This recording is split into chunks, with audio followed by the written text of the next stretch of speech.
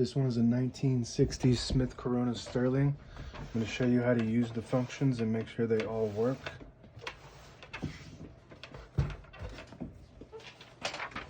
Margins are right here, so you just put your thumb on them, you can move them.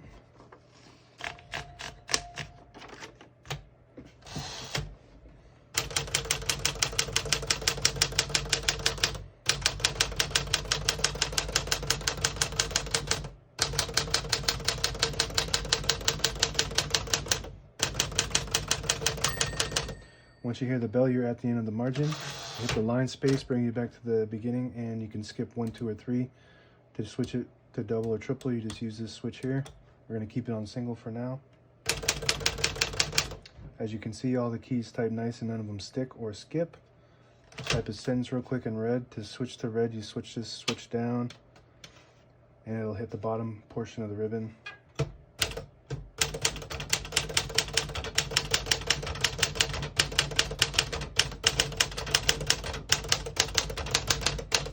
Type's very nice, print's very nice as well. Show you a close-up.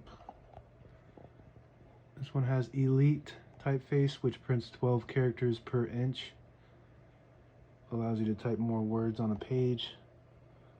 And I will show you the rest of the functions. Flip this switch forward and you can pull the paper out easily. That disengages the rollers underneath the platen, allowing you to load thicker paper too.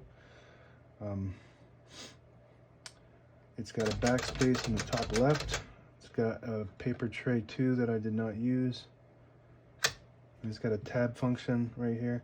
To set the tabs, you flip this back here, and it's got little inserts, and you just push them in one of these slots.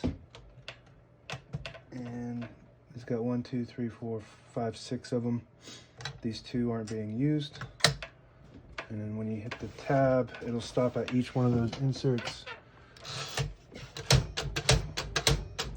And that works really good. Let's open the hood.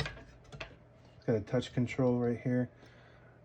When you move it to the left, it pulls a spring, which creates more tension when you hit the keys. So you just got to hit the keys harder when it's on the high. If it's on the low, you don't have to hit the keys as hard.